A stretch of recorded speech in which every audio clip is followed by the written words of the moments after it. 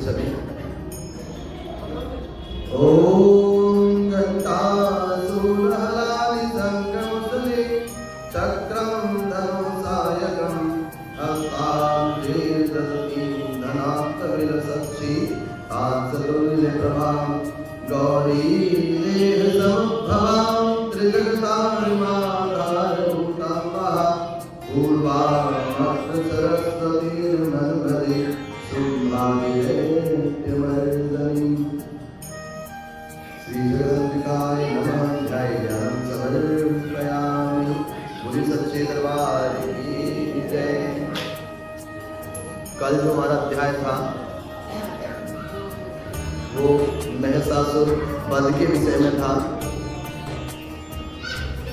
ध्यान है, जो भैंसे के रूप में अत्यंत क्रूर था उसका वध महामाई ने किया था, और वध करने के बाद देवताओं ने महामाई की स्तुति करी, उपासना करी, प्रशंसा करी। तो आज का जो अध्याय है हमारा, उसमें देवताओं के द्वारा महामाई की स्तुति और चंडमुंड के मुख से अंबिका के रूप की प्रशंसा सुनकर के शुंभ का उनके पास दूत भेजना और दूत का निराश लौटना। तो ये बड़ी सुंदर कथा है महामाई की। तो महर्षि कहते हैं पुरा शुंभनिशुंभाभ्यां सुराभ्यां सतीपतिः त्रैलोक्यं यज्ञभागस्य रतां मनवरास्या। कहते हैं पूर्व काल में शुंभ और निशुंभ नाम के असुरों ने त्रैलोक्य यानी तीनों लोकों पे अपना अधिकार जमाया हुआ था, और वे ही सूर्य चंद्रमा कुबेर यम और वरुण के अधिकार का भी उपयोग करने लगे। जो राक्षस या कोई आताताई व्यक्ति सूर्य, चंद्रमा, यम, वायु, अग्नि इनके अधिकारों को छीन करके अपने अनुसार चलाने लगे, तो उससे हम अंदाजा लगाएं कि वो कितना शक्तिशाली होगा, और सब कुछ विपरीत करता था। एक बार की आपको पता होगी, वायुदेव रुष्ट हो गए थे। रामायण में कथा आती है, वायुदेव रुष्ट हो गए थे किसी कारण से। तो उन्होंने क्या किया, जो हवा चलती है ना, वायु की गति रोक दी। वायु हमारे जीवन के लिए महत्वपूर्ण है या नहीं? बिना वायु के जीवित रहते हैं हम? नहीं रह लेते हैं? नहीं। और उन दोनों ने सभी देवताओं को अपमानित कर राज्य भ्रष्ट, पराजित तथा अधिकारहीन करके स्वर्ग से निकाल दिया, और उन दोनों महान असुरों से तिरस्कृत देवताओं ने अपराजिता देवी का स्मरण किया। अपराजिता को समझते हो, जो कभी पराजित न हो। एक बेल भी होती है अपराजिता की, देखिए सफेद और नीले फूल आते हैं, फूलों की आकृति होती है चिड़िया की जैसी, उड़ती हुई चिड़िया होती है ना, उसके जैसे फूल होते हैं, देखिए। और उन दोनों महान असुरों से तिरस्कृत देवताओं ने महामाई जगदम्बा से प्रार्थना करी और कहने लगे कि हम लोगों को जो वर दिया था कि आपत्ति काल में स्मरण करने पर मैं तुम्हारी सब आपत्तियों का तत्काल नाश कर दूंगी। यह विचार कर देवता गिरिराज हिमालय पर गए और वहां भगवती विष्णु माया की स्तुति करने लगे और कहने लगे नमो देव्यै महादेव्यै शिवाय संततः नमः नमः प्रकृति भद्राय निहता प्रणताय स्मतां रौद्राय नमो नित्याय गौर्याय धात्रे नमो नमः चैतन्याय चन्द्ररूपण्ये सुखाय सततं नमः कल्याण्ये प्रणतां वृद्धये सिद्धये गुर्वो नमो नमः नैसृत्ये भूभृतां लक्ष्मै सर्वान्ये नमो नमः। देवता कहने लगे हे देवी, हे महामाई, आपको नमस्कार है। महादेवी शिवा को सर्वदा नमस्कार है। प्रकृति एवं भद्रा को प्रणाम है। हम लोग नियम पूर्वक जगदम्बा को नमस्कार करते हैं। रौद्र को नमस्कार है। नित्या, गौरी एवं धात्री को बारंबार नमस्कार है। ज्योत्नामयी, चंद्र रूपिणी एवं सुख स्वरूपा देवी को सतत प्रणाम है। और शरणागतों का कल्याण करने वाली बुद्धि एवं सिद्ध रूपा देवी को हम बारंबार नमस्कार करते हैं। नेत्रदी यानी राक्षसों की जो लक्ष्मी, राजाओं की जो लक्ष्मी है, तथा सावरणी यानी शिव पत्नी स्वरूपा आप जगदम्बा को बारंबार नमस्कार है। और अति सौम्यातिरौद्राय नता तस्यै नमो नमः। नमो जगत प्रतिष्ठाय देव्यै कृत्यै नमो नमः। या देवी सर्वभूतेषु विष्णुमायेति सर्वदा। नमस्तस्यै नमस्तस्यै नमस्तस्यै नमो नमः। जो देवी सब प्राणियों में विष्णु माया के नाम से कही जाती हैं, उनको नमस्कार और उनको बार-बार मैं नमस्कार करता हूँ।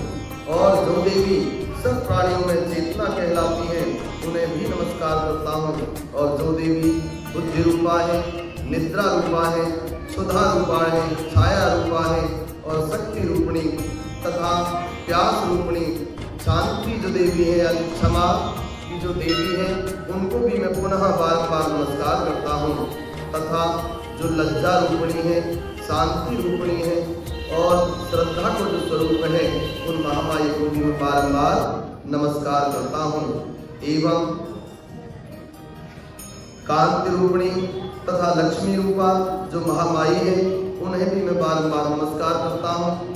एवं या देवी सर्वभूतेषु वृत्तिरूपेण संस्थिता। नमस्तस्यै नमस्तस्यै नमस्तस्यै नमो नमः। जो देवी सब प्राणियों में वृत्ति रूप से स्थिति है, उनको भी मैं नमस्कार करता हूँ। अच्छा, वृत्ति किसे कहते हैं? वृत्ति, वृत्ति, वृत्ति शब्द तो सुना नहीं?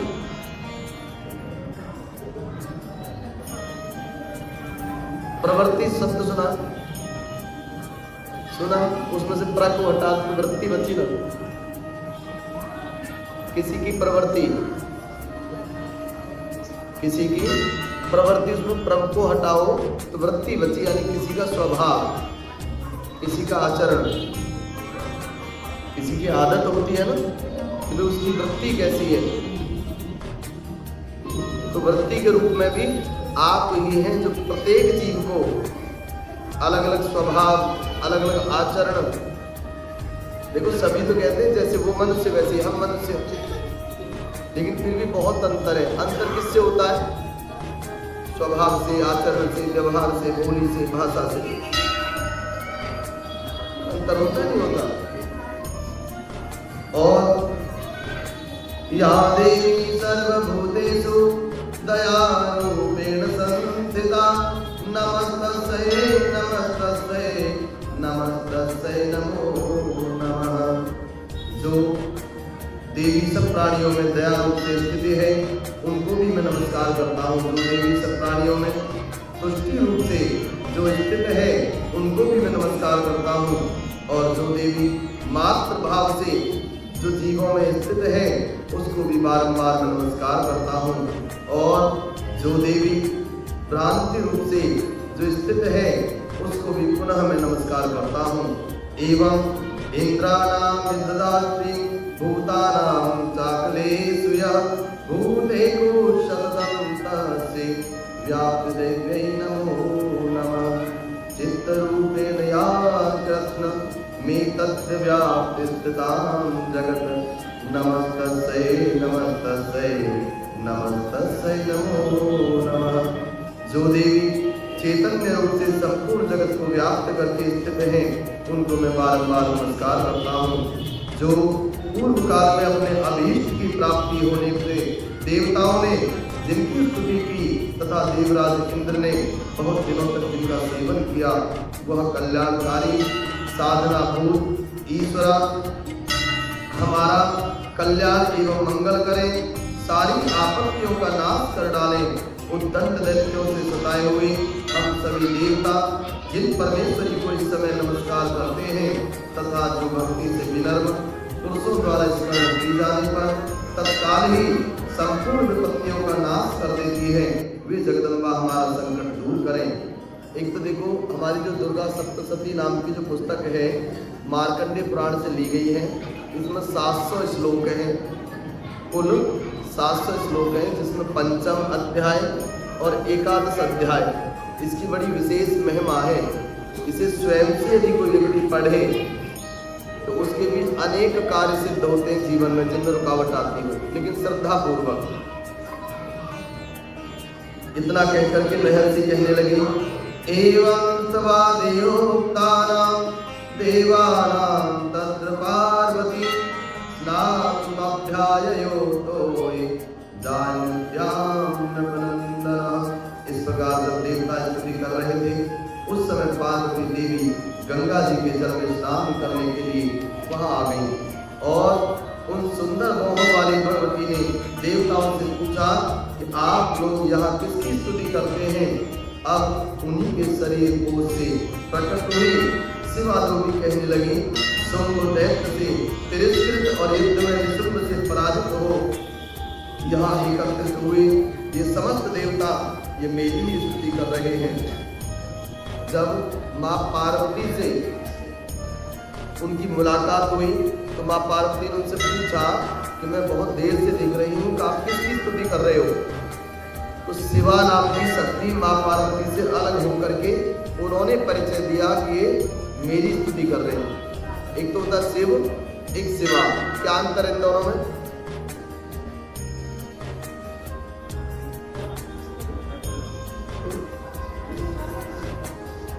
है कोई अंतर इनमें? नहीं।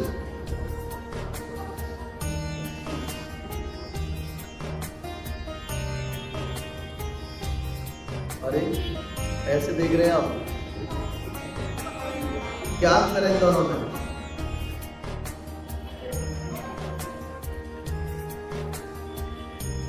इसका मतलब है मेहनत करनी पड़ेगी बहुत। देखो शिव तो आप जानते हो, शिवा जो शक्ति है उन्हीं का नाम शिवा है। शिव और शक्ति दो स्वरूप होते हैं भोलेनाथ के, तो शिव तो शिव हो गए और शिवा उनकी शक्ति माँ पार्वती का ही स्वरूप, ठीक है।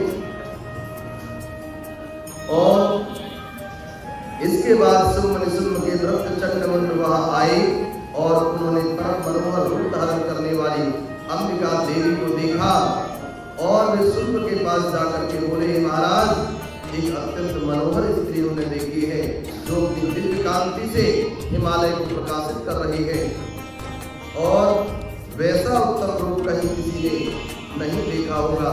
हे असुरेश्वर, पता लगाइए कि वह देवी कौन है और उसे ले लीजिए। स्त्रियों में तो वह रत्न है, उसका पुटिन रंग बहुत सुंदर है तथा वह अपने श्रीअंगों की प्रभा से संपूर्ण दिशाओं में प्रकाश फैला रही है। सुहे दैत्यराज, अभी वह हिमालय पर ही मौजूद है, आप उसे देख सकते हैं।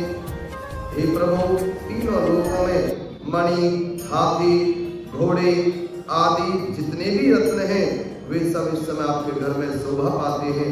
हाथियों में रत्नभूत ऐरावत, उस समय हाथियों में श्रेष्ठ हाथी का नाम था क्या? किसके पास था? इंद्र के पास। और अभी किसके पास था? राक्षसों के पास, शुंभ निशुंभ के पास। जब उसके सहयोगी चंडमुंड महामाई को जब देखा, एक छोटा सा श्लोक आता है, अम्बे अम्बिके अम्बालिके। महामाई के 3 नाम है विशेष, ये शिवा है तीनों। उनके स्वरूप का वर्णन किया तो स्वरूप को देख करके एक चीज सभी ध्यान देना, जो माताओं बहनों के स्वरूप को देख करके मन के अंदर मलिन भावना यदि लाए वो घोर नरक में जाता है और इसमें कोई दो राय नहीं कैसी भी। और 2 प्रकार से घोर नरक में जाना होता है। एक तो कुछ व्यक्तियों का मानना है कि कुछ नहीं, हमने बहुत कुछ ऐसे वैसे करा, कहीं कुछ नहीं है, लेकिन वो ये भूल जाते हैं जो उनका परिवार है उसमें से संस्कार बिल्कुल खत्म होकर के परिवार कैसा हो जाएगा? वो राक्षसी वृत्ति वाला बन जाएगा। परिवार में स्वभावतः व्यवहारतः राक्षसी प्रवृत्ति के लोग हों तो आप स्वयं से थोड़ा विचार करें कि उस परिवार में कितना आनंद होता होगा।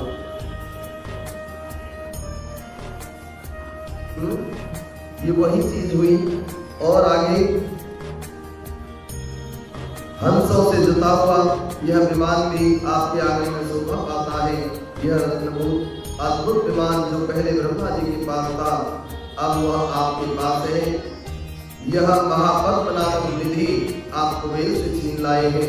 समुद्र में भी आपको किंजलकिनी नाम की माला भेंट की है, जो केसरों से सुशोभित और जिसके कमल कभी कुमलाते नहीं हैं। सुवर्ण की वर्षा करने वाला वर्ण का जो छत्र है वह भी आपके घर में शोभा पाता है। तो हे दैत्योसर, मृत्यु की उत्क्रांति का नाम वाली शक्ति भी आपने छीन ली है, तथा वर्ण का पास समुद्र में होने वाले सब प्रकार के रत्न आपके भाई निशुम्भ के अधिकार में है। और अग्नि ने भी स्वतः शुद्ध किए हुए 2 वस्त्र आपकी सेवा में अर्पित किए हैं। हे दैत्यराज, इस प्रकार सभी रत्न आपने एकत्रित कर लिए हैं। फिर जो यह स्त्रियों में रत्न रूप कल्याणमयी देवी है, इसे आप क्यों नहीं अपने अधिकार में कर लेते। उस समय कोई भी वस्तु इस सृष्टि की ऐसी नहीं थी जो उनके अधिकार में ना हो।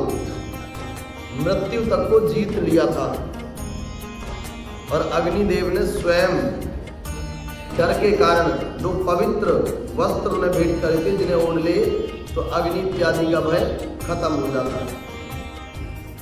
आगे महर्षि कहते हैं, चंद्रमुंड का यह वचन सुनकर के शुंभ ने महादैत्य सुग्रीव को दूत बना करके देवी के पास भेजा और कहा कि तुम मेरी आज्ञा से उसके सामने ये बातें कहना और ऐसा उपाय करना जिससे प्रसन्न होकर के वो शीघ्र ही यहाँ आ जाए। वो क्या कहता है, देवी दैतेश्वर शुंभ त्रैलोके परमेश्वर। वो कहता है देवी, जो त्रिलोक के जो स्वामी है यानी त्रिलोकी नाथ, किसको कहते हैं त्रिलोकी? भगवान को कहते हैं, लेकिन उस समय वो कह रहा था तो त्रिलोकी है। दूतोऽहं प्रेषितस्तेन तत्स्वकामविहागतः, मैं उनका दूत हूँ। और त्रिलोकी कौन? शुंभ नाम का जो राक्षस, नहीं, अधिकार तो उस समय उस राक्षस का था। उसने कहा कि आज वर्तमान में त्रिलोक के स्वामी हमारे महाराज हैं, जिनका नाम शुंभ और निशुंभ है, और मैं उन्हीं का भेजा हुआ दूत हूँ और यहाँ तुम्हारे ही पास आया हूँ। उनकी आज्ञा सदा सब देवता एक स्वर से मानते हैं। एक स्वर से मानने का है कि जरा सी आवाज दी तो सारे देवी देवता एक लाइन में खड़े हो जाते थे कि हाँ जी। अब कितना बलवान होगा उस समय पे वो, सभी देवी देवता सभी, और वे संपूर्ण देवताओं को परास्त कर चुके हैं। उन्होंने तुम्हारे लिए जो संदेश दिया है उसे ध्यान से सुनो। क्या कहता है, मम त्रिलोकमखिलं मम देवा वसानुगा यस्य भागान्नहं सर्वा नुपासामि पृथक् पृथक्। संपूर्ण त्रिलोकी मेरे अधिकार में है, देवता भी मेरी आज्ञा के अधीन चलते हैं। संपूर्ण यज्ञों के भागों को मैं ही पृथक पृथक करके भोगता हूँ। जो अग्नि के माध्यम से जो यज्ञ होती है ना, जो देवताओं को हवसी हम प्रदान करते हैं, हविष्य, वो भी मुझे ही प्राप्त होता है। अब इस गलतफहमी में न रहे कि हम हवन और यज्ञ कर रहे हैं और वो देवताओं को प्राप्त होता हो। अब यज्ञ में जो आहुतियाँ डलती हैं वो सभी मुझे प्राप्त होती हैं, और तीनों लोगों में जितने श्रेष्ठ रत्न हैं वे सब मेरे अधिकार में हैं। देवराज इंद्र का वाहन क्षीर सागर का मंथन करने से जो अश्वरत्न उच्छेश्वरवा प्रकट हुआ था, उच्छेश्वरवा घोड़े का नाम था। और वो घोड़ा कैसा था, उसकी यदि कोई सवारी करे तो पलक झपकते ही सिर्फ आप नाम लो किस जगह पे जाना है, वो वहां लेकर के प्रकट हो जाता था। चमत्कारी था। और उनके सिवा और भी जितने रत्न आभूषण पदार्थ देवताओं गंधर्वों नागों के पास थे वे सब मेरे ही पास आ गए हैं। सो हे देवी, हम लोग तुम्हें संसार की स्त्रियों में रत्न मानते हैं, अतः तुम हमारे पास आ जाओ, क्योंकि रत्नों का उपभोग करने वाले हम ही हैं। चंचल कटाक्षों वाली सुंदरी, तुम मेरी या मेरे भाई महापराक्रमी निशुम्भ की सेवा में आ जाओ, क्योंकि तुम रत्न स्वरूपा हो। मेरा वध करने से तुम्हें तुलना रहित महान ऐश्वर्य की प्राप्ति होगी। अपनी बुद्धि से यह विचार कर तुम मेरी पत्नी बन जाओ। इस प्रकार का प्रस्ताव किसने भेजा? शुंभ ने भेजा महामाई को। आगे महर्षि कहते हैं कि दूतों की यूं कहने पर कल्याणमयी भगवती दुर्गा देवी जो इस जगत को धारण करती हैं, वे मन ही मन गंभीर भाव से मुस्कुराई और कहने लगी। क्या कहती? सत्यमुक्तं त्वया नात्र मिथ्यां किंचित्तयोदितं त्रैलोक्याधिपतिं शुंभो निशुम्भशापितादृशं किं त्वयत्रयज्ञ प्रतिज्ञां मिथ्यां तत्कृते कथं श्रूयतामल्बुद्धित्वा प्रतिज्ञाया कृता नमः। उन्होंने कहा कि हे दूत, तुम सत्य कह रहे हो, इसमें तनिक भी कोई बात मिथ्या नहीं। और शुंभ तीनों लोगों का स्वामी है और निशुम्भ भी उसी के समान पराक्रमी है, किंतु इस विषय में मैंने जो प्रतिज्ञा कर ली उसे मिथ्या कैसे करूं? मैंने अपनी अल्प बुद्धि के कारण पहले से ही जो प्रतिज्ञा कर रखी है उसे तुम ध्यान से सुनो। क्या प्रतिज्ञा है? यो मां जयति संग्रामे यो मे दर्प विमोहिति यो मे प्रतिबलो लोके समे भर्ता भविष्यति। जो मुझे संग्राम में जीत लेगा, संग्राम में जीतने का तात्पर्य जो मुझे युद्ध में हरा करके प्राप्त कर लेगा। संसार में जो मेरे समान बलवान होगा, मैंने छोटी बुद्धि रखी तो मैंने सोच लिया मुझे पता नहीं था इतने बलवान भी हैं इस पृथ्वी पर, परंतु मैंने संकल्प ले लिया, मैंने प्रतिज्ञा कर ली। अब प्रतिज्ञा को झूठी कैसे करूं? तो तुम जाकर के अपने स्वामी से कह देना कि वो चलने के लिए तो तैयार है, लेकिन वो वचनबद्ध हो गई है। उन्होंने अपने स्वयं को वचन दिया है कि जो मुझे संग्राम में जीत लेगा मैं उसके साथ चली जाऊंगी, चाहे वो सेविका बनाकर रखे, पत्नी बनाकर रखे, लेकिन ऐसे तो मैं नहीं जाऊंगी। और दूत कहने लगा, अवलिप्तासिमेवं त्वं देवी ब्रूहि ममाग्रतः त्रैलोके कपुमाते तो शुम्भनिशुम्भयो अन्येकामपि देव्यानां सर्वदेवा मे युधि तिष्ठन्ति षण्मुखे देवी किं पुनस्त्रीत्वमेकः।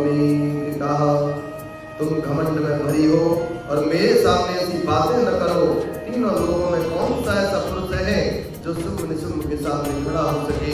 हे देवी, अन्य दैत्यों के सामने भी सारे देवता युद्ध में नहीं ठहर सकते, फिर तुम अकेली स्त्री होकर के कैसे ठहर सकती हो? तो दूत कहता है, वो कहता है, इंद्रांधा सकला देवा युद्धे काम संयुगे शुंभादीना कथम देवा श्रीकायस्ति सन्मुखम। कहने लगी, जिन शुंभ आदि देवताओं के सामने इंद्र आदि सभी देवता भी युद्ध में खड़े नहीं हुए, उनके सामने तुम स्त्री होकर के कैसे जाओगी? इसलिए तुम मेरा कहना मानो और मेरे साथ चलो, और ऐसा करने से तुम्हारे गौरव की रक्षा होगी। अन्यथा जब केस पकड़ करके घसीटते हुए तुम्हें लेकर के जाएंगे, तुम्हारी प्रतिष्ठा, मर्यादा, मान सब खत्म हो जाएगा। कहते ना क्रोध में इज्जत से चल रहे हो या घसीटते हुए लेकर के चले? तो दूत कहने लगा, इज्जत से चलती हो या केस पकड़ करके घसीटते हुए लेकर के चलो, अब फैसला तुम्हारा है। तो देवी कहने लगी, एवमेव बलिशुक्तो निशुम्भस्साध्वीर्यवान् किं करोमि प्रतिज्ञामि यदनालोचितलो पुरः सात्वं गच्छमयुक्तं ते यत्ते ततस्वामृतः तदा स्वां सुसुरेन्द्राय स युक्तम करोति ततः। तुम्हारा कहना तो ठीक है, शुंभ बलवान है और निशुंभ भी बड़े पराक्रमी हैं, किंतु क्या करूं, मैंने पहले बिना सोचे विचारे प्रतिज्ञा जो कर दी है, कसम जो खा ली है, ये महामाई की लीला है। आप में कोई ऐसा बलवान है मैं उसे ही भेज दे, वही ले जाएगा मुझे? नहीं, पहले मना करने लगा,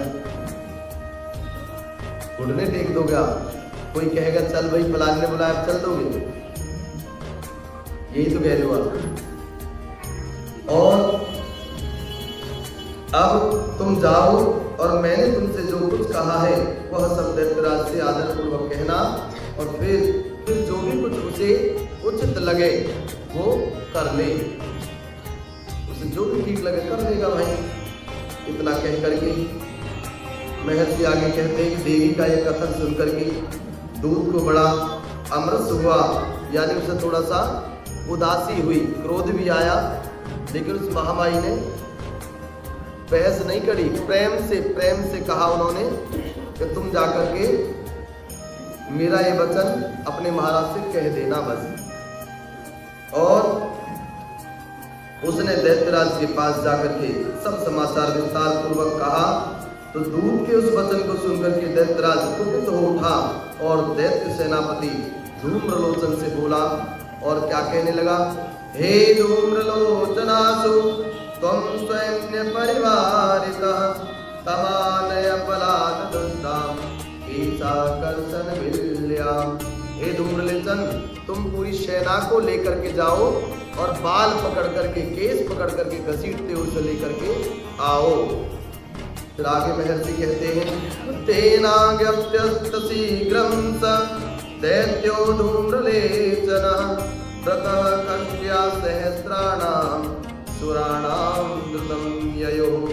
शुंभ के इस प्रकार आज्ञा देने पर वह धूम्रलोचन दैत्य 60,000 असुरों की सेना को एक साथ लेकर के वहां से तुरंत रवाना हो गया, चल पड़ा।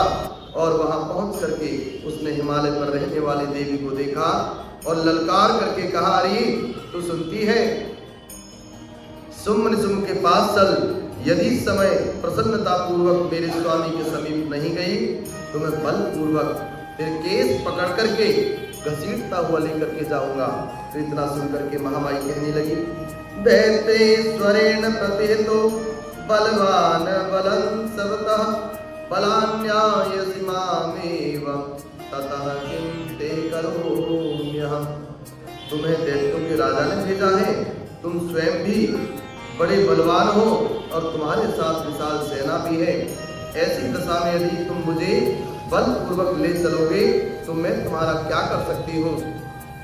और इत्युक्तः सोऽभ्यधा वत्सामसुरो धूम्रलोचनः ओंकारेण तं भस्म सकारान्विकां ततः। देवी के योग कहने पर असुर धूम्रलोचन उनकी ओर दौड़ा, तब अंबिका ने ओम शब्द से उच्चारण मात्र से उसे भस्म कर दिया। सिर्फ एक हुंकार भरी और धूम्रलोचन का क्या हुआ, भस्म, पता ही नहीं लगा, हुंकार के डर से वो कहाँ गायब हो गया। और ततो दुस्ततः कोपा कृत्वा नादं सुभैरवं पपातासुर सेनायां सिंहदेव्या शुभामनः। इतने में ही देवी का वाहन सिंह क्रोध में भर करके भयंकर गर्जना करके गर्दन के बालों को हिलाता हुआ असुरों की सेना में कूद पड़ा। उसने जो कुछ दैत्यों को पंजों की मार से, कितनों को अपने जबड़ों से और कितने ही महादैत्यों को पटक कर होठ की डालों से घायल करके मार डाला। उस सिंह ने अपने नखों से कितनों के पेट फाड़ डाले और थप्पड़ मार करके कितनों के सिर धड़ से अलग कर दिए और कितनों की भुजाएं विच्छिन्न बहुशिरसः कृतास्तेन तथा परे पपोच रुधिरं कोष्ठादिमेकां दुर्गेशरः क्षणेन तद्बलं शर्वं क्षयं नीतं महात्मनः तेन केसरिणां देव्या वाहनेनातिको अत्यंत क्रोध में भरे हुए देवी के उस वाहन उस महाबली सिंह ने क्षण भर में ही असुरों की सारी सेना का संहार कर डाला। शुंभ ने जब सुना कि देवी ने धूम्रलोचन असुर को मार डाला और उसके सिंह ने सारी सेना का सफाया कर डाला, तब उस दैत्यराज को बड़ा क्रोध आया और उसका होठ कांपने लगा। उसने चंड और मुंड नामक दो महादैत्यों को आज्ञा दी और हे चंड, हे मुंड, तुम लोग बहुत बड़ी सेना लेकर के वहां जाओ, उस देवी के केस पकड़ करके अथवा उसे बांध करके शीघ्र ही यहाँ लेकर के आओ, और यदि इस प्रकार उसको लाने में संदेह हो तो युद्ध में सब प्रकार के अस्त्र और शस्त्रों तथा समस्त आसुरी सेना का प्रयोग करके उसकी हत्या कर डालना। उस दुष्टा की हत्या होने, सिंह के भी मारे जाने पर अंबिका को बांध करके शीघ्र ही लौटाना। और आगे महर्षि कहते हैं अज्ञातस्ते ततो दैत्या चंडमुंडो पुरोगमा चतुरंग बले पेता आसुरभ्यागतायुधः। वे मातंगी देवी का ध्यान करते हुए महर्षि कहते हैं शुंभ की आज्ञा पाकर के चंडमुंड आदि दैत्य चतुरंगनी सेना के साथ अस्त्र शस्त्र से सुसज्जित चल दिए और फिर गिरिराज हिमालय के सुवर्णमय ऊंचे शिखर पर पहुंच करके उन्होंने सिंह पर बैठी देवी को देखा, जो कि मंद मंद मुस्कुरा रही थी, और उन्हें देख करके दैत्य लोग तत्परता से पकड़ने के उद्योग करने लगे। किन्हीं ने धनुष तान लिया और किसी ने तलवार संभाली। कुछ लोग देवी के पास आकर के खड़े हो गए। तब अंबिका ने शत्रुओं के प्रति बड़ा क्रोध किया। उस समय क्रोध के कारण उनका मुख काला पड़ गया। अच्छा, गुस्से में आप सबका मुख काला पड़ता है, लाल लाल पड़ता है। यह महामाई का मुख कैसा पड़ा? काला। इसका मतलब आपको गुस्सा नहीं आता। गुस्सा दो देखो, एक तो क्रोध होता है और एक होता है जलन। जब जलन होती है तो चेहरा लाल पड़ता है, क्रोध आता है तो काला। क्रोधाग्नि एक अलग चीज है, और किसी के प्रति जलन, ईर्षा, जिसे हम क्रोध कहते हैं, अधिकतर अंतर है इन दोनों चीजों में। जो हमारा क्रोध कैसे आता है? छोटी छोटी चीजों को लेकर के दूसरे को सबक सिखाने के लिए। और महामाई का क्रोध कैसा है? जन कल्याण के लिए, आसुरी जो शक्तियां थी उनका नाश करने के लिए। कितना अंतर है इसमें, बहुत अंतर है। आप स्वयं विचार करके देखो, चेहरा लाल ही सही, लेकिन कभी आसुरी शक्ति के विनाश के लिए आपका चेहरा लाल पड़ा? बिल्कुल नहीं। किसी मित्र के प्रति, किसी पड़ोसी के प्रति, घर के अंदर अपने घर के जो सदस्य हैं उनके प्रति, किसी गांव में, किसी मोहल्ले में, किसी जान पहचान के ऊपर कोई संकट हो, उसमें क्रोध आया आपको? नहीं। उसमें क्या कहते हैं? अरे भाई चिंता मत कर, थोड़ा सब्र रख, हम तेरे साथ हैं। बहुत कम लोग हैं जो ये कहते हैं अरे तू मेरा मित्र है और ऐसे कैसे हो गया, चल मैं तेरे साथ चलता हूँ। बहुत कम। लेकिन क्रोध सभी करते हैं। तो किस पे करते हो आप क्रोध? तो वो क्रोध नहीं है, वो जलन है। क्रोध का ध्यान देना, क्रोध दूसरे का नुकसान करता है यानी शत्रु का, और जलन अपना नाश लेती है, अपने घर का नाश लेती है। इसमें बहुत अंतर है, जमीन आसमान का अंतर है। लेकिन हम क्या करते हैं, जो हमें अरे मुझे बड़ा गुस्सा आ रहा है, तो शांत होता है कि नहीं? कहना मानता है कि नहीं? क्रोध नहीं होता, ये ईर्षा होती है। वो कहना नहीं मान रहा तो हम चल रहे हैं अंदर से, मान क्यों नहीं रहा? यहाँ पे एक भी चरित्र ऐसा नहीं है कि जहां पे उन्होंने ये कहा हो राक्षसों को भाई तुम सुधर जाओ इसलिए मुझे क्रोध आ रहा है।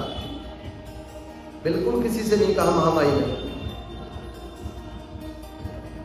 कहा किसी से नहीं ना। और हम क्या करते हैं? तो आपको क्रोध नहीं आता, हम चलते हैं एक दूसरे को देखकर। उस समय क्रोध के कारण उनका मुख काला पड़ गया था, ललाट में भौहें टेढ़ी हो गई थी, और वहां से तुरंत विकराल रूप वाली काली प्रकट हुई जो तलवार और पास लिए हुए थी। और एक और चीज ध्यान देना विशेष करके, जो बहुत ध्यान देने वाली बात है, यहां पर क्या बताया, उनका मुख काला पड़ा, ललाट में भौहें टेढ़ी हो गई, वहां से तुरंत विकराल मुख वाली क्या निकली, काली। काल किसको कहते हैं? नहीं, यहां पे काल देखो, हर शब्द की स्थान के हिसाब से अर्थ बदल जाता है। जैसे हम कह रहे तेरा काल आ गया क्या, तो इसे क्या कहोगे आप?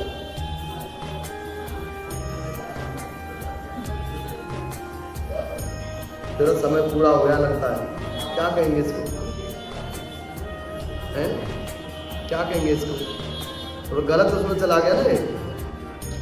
समय पूरा होना मतलब मृत्यु नजदीक आ गई है, नहीं? तो शब्द के प्रयोग के आधार पर उसका अर्थ बदल जाता है। और जो तलवार और पास लिए हुए थी वे विचित्र खड़बांग धारण किए, चीते के चरम की साड़ी पहने हुए, नर मुंडों की माला से विभूषित थी। अब ध्यान देना थोड़ा सा, यदि जब हमें क्रोध आए बुराई से लड़ने के लिए, तो उस बुरे व्यक्ति को हम कैसे दिखने चाहिए? कैसे दिखने चाहिए? विकराल मुख वाली काली, उन्हें अपनी मौत दिखनी चाहिए। आपके शत्रु को आपके अंदर मौत, यानी भी अब इससे भिड़े तो हमें जिंदा नहीं छोड़ी, खून पी जाएगी। काली के पास खप्पर होता है, खाना खाती है माँ काली इसमें खप्पर में। नरमुंडों की माला होती है उनके गले में, देखा हुआ आपने। एक खड़ग होता है बड़ा भयानक सा, और खड़ग भी कैसा, तेज धार नहीं होती उसमें, जंग लगा हुआ होता है कि ऐसे बच जाए तो सेप्टिक होकर मर जाए, है? और उनका स्वरूप कैसा है? चीते के चरम की साड़ी पहने हुए, नरमुंडों की माला से विभूषित, उनके शरीर का मांस सूखा हुआ। उनके शरीर में मांस नहीं है, कंकाल। आकृति बड़ी विशाल, बाल उलझे हुए, आंखें अंदर घुसी हुई और लाल, और केवल हड्डियों का ढांचा था जिसमें वह अत्यंत भयंकर जान पड़ती थी। उनका मुख बहुत विशाल, जीभ लपलपाने के कारण वो बहुत डरावनी प्रतीत होती थी। और किस प्रकार की दिखती थी? द्विगुटी कुटिला तस्याम ललाट बलका द्रुतम, काली कराल बदना विश्रांता सिपाहिशनी, विचित्र खड्गवाम धराम नरमाला विभूषिणा, द्वीप चर्म पराधीना सुषमासां त्रिभैरवा, अति विस्तार बदना जिभ्या ललन विभीषणा, निमग्ना रक्त नयना नादार दिगंमुखा, सावेगना विपातितां कातियन्ति महासुरान्, सैन्ये तत्र सुरारीणां मभक्षयत बलम्। उनका मुख बहुत विशाल, जीभ लपलपाने के कारण वह बड़ी डरावनी प्रतीत होती थी। उनकी आंखें भीतर से धसी हुई और कुछ लाल थी। बड़े बड़े दैत्यों का वध करती हुई वो कालका देवी बड़े वेग से दैत्यों की उस सेना पर टूट पड़ी जो सबको भक्षण करने लगी, वो खाने लगी, उठा उठा करके खाने लगी। ऐसे ही आपने कोई जीव खाया? किसी ने खाया तो होगा, खाने वालों ने नहीं, जिंदा तो नहीं खाया। बहुत सारे देशों में कुछ आदिवासी जनजाति होती है, वहां जीवित जीवों को भी खा जाते हैं। तो बिल्कुल उस तरीके से उन राक्षसों को, कितनी विशाल होगी कि राक्षसों को ये पकड़ करके और ऐसे खा रही थी, या किसी को ऐसे पकड़ा, निचोड़ा, रक्त निकाला, खप्पर में भरा और पी गई, है ना? संतरा निचोड़ते ना वैसे करके। आप कल्पना करके देखिए। और इस प्रकार देवी ने असुरों की सारी सेना को क्षण भर में मार गिराया। यह देख करके चंड उन अत्यंत भयानक काली देवी की ओर दौड़ा तथा महादैत्य मुंड ने भी अत्यंत भयंकर बाणों की वर्षा से तथा हजारों बार चलाए हुए चक्रों से उन भयानक नेत्रों वाली देवी को आच्छादित कर दिया और वे अनेकों चक्र देवी के मुख में समाते हुए ऐसे जान पड़ते थे मानो सूर्य के बहुतेरे मंडल बादलों के उदर में प्रवेश कर रहे हो। तब भयंकर गर्जना करने वाली काली ने अत्यंत रोष में भर करके विकट अट्टहास किया। उस समय उनके विकराल बदन के भीतर कठिनता से देखे जाने वाले दांतों की प्रभा से अत्यंत उज्जवल दिखाई देती थी। देवी ने बहुत बड़ी तलवार हाथ में लेकर के हंस शब्द का उच्चारण करके चंड पर धावा किया और उसके केस पकड़कर उसी तलवार से उसका मस्तक काट दिया। बोलो कालिका मैया की जय।